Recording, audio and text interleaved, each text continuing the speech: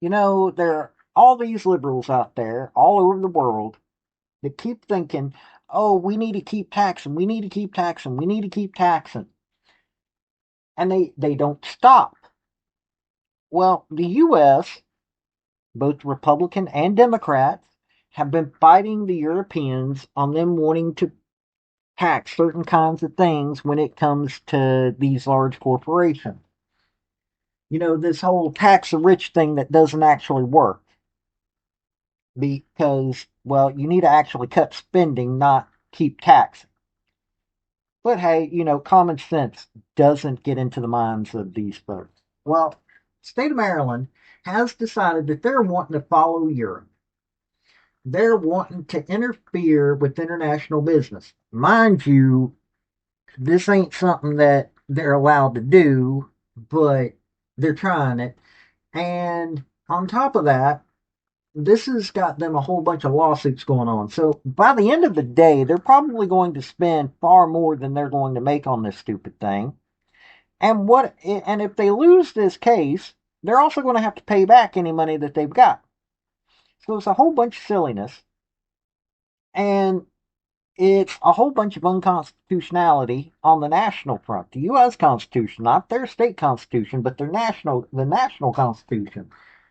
So we're going to take a look at this, and it's exactly as silly as it sounds. So let's start looking at this. And also hit like and subscribe if you want to hear what's actually going on in the world. Here we go. Howdy, y'all. This is Paul, the Redneck Thinker. What we have here is a channel to communicate. I want you folks to be thinking by the time you leave my videos. Why? Because I'm tired of people talking via what other people tell them to think. So, watch my video and enjoy the chance to think for yourself. Okay, so starting this out, and this information is coming from the National Taxpayers Union organization. Following on a May 2019 op-ed by Professor Paul Romer urging states to use tax policy to encourage paywall-based digital services and discourage ad-supported free digital services, Maryland Senate President introduced what became the digital advertising tax in January 2020. He invited Romer to testify in support and promised the revenue would boost state education spending. Although the Maryland's Attorney General warned that the proposal may be unconstitutional and violate the ITFA, which we'll get into here in a minute, Maryland's legislature approved a bill in March 2020 in a marathon session that mass passed 500 bills that were adjourning during the COVID-19 pandemic. Governor Larry Hogan vetoed the bill, and legislatures overrode the veto in February 2021. This says applies to all gross revenues derived from digital advertising in Maryland. Subsequent regulations must define in Maryland. The tax imposed a rate of 2.5% from companies with $100 million or more in global revenue, 5% for companies with $1 billion or more in global revenue, 7.5% for companies with $5 billion or more in global revenue, and 10% for companies with $15 billion or more in global revenue. The rates are not marginal rates like most other taxes, but apply from the first dollar. Any taxpayer who annually earns more than $1 million from digital advertising in Maryland must file a tax return. Broadcast and news media are exempt. Failure to file a tax return results in fines and penalties up to 5 years imprisonment. Taxpayers are prohibited by law from passing the tax to their customers. This is at odds with tax transparency laws that most states have, including Maryland, that require taxes to be separately stated to customers. The start date of the tax was January 1st, 2022.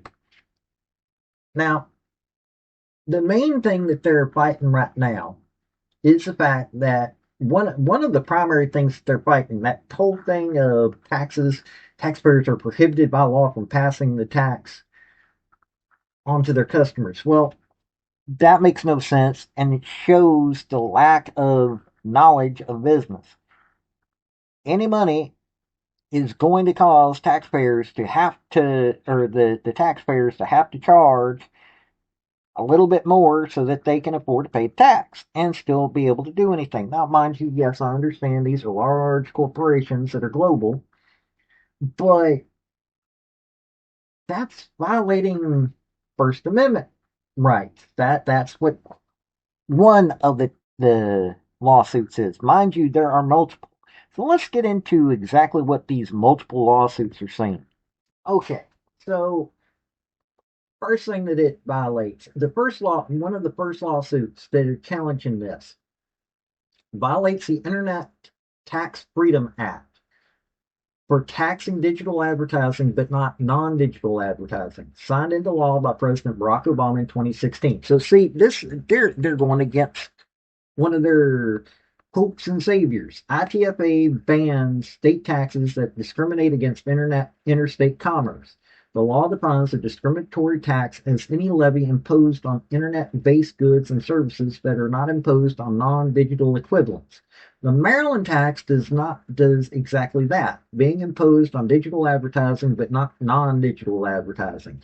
In his memo diplomatically describing the Maryland tax as not clearly constitutional, Maryland Attorney General Brian Frost expressed the most concern about the challenge under ITFA.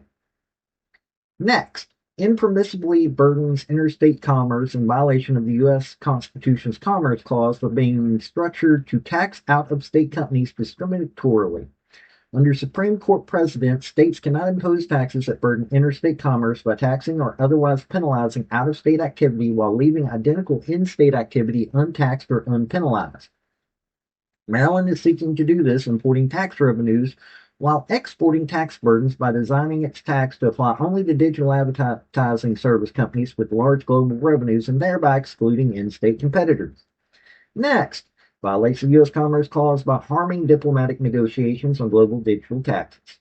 American officials are currently enmeshed in negotiations over the French digital service tax and proposed European-wide or global digital taxes.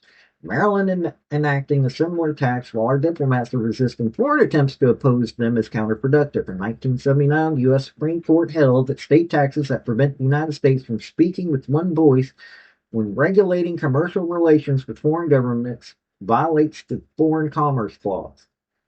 Next, violates the U.S. Constitution's Due Process Clause by seeking to regulate conduct outside of Maryland. The lawsuit alleges that because the conduct targeted by the law is almost exclusively undertaken by out-of-state companies, it amounts to Maryland impermissibly regulating extraterritorial conduct.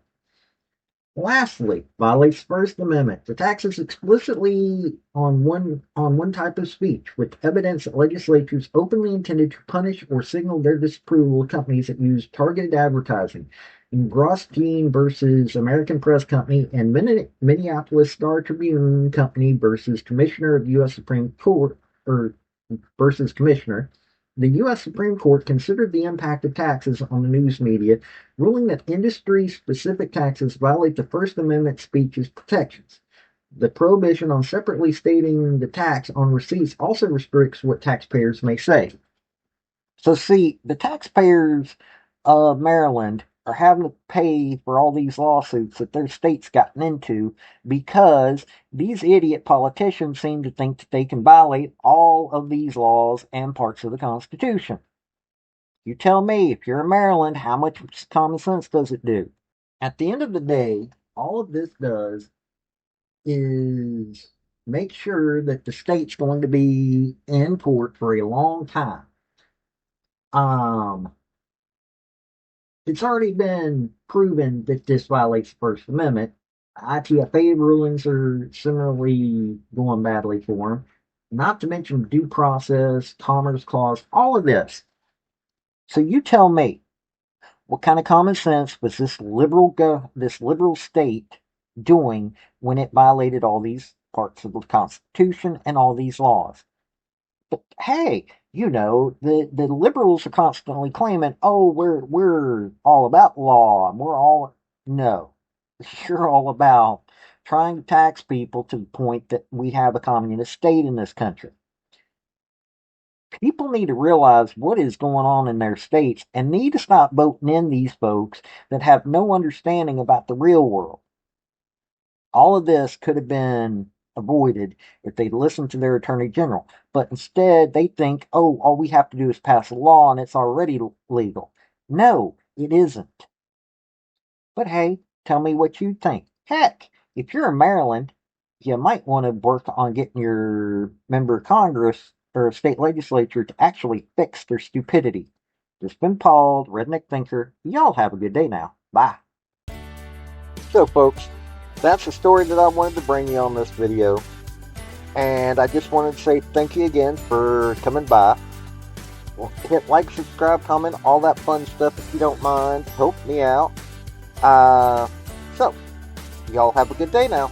Bye.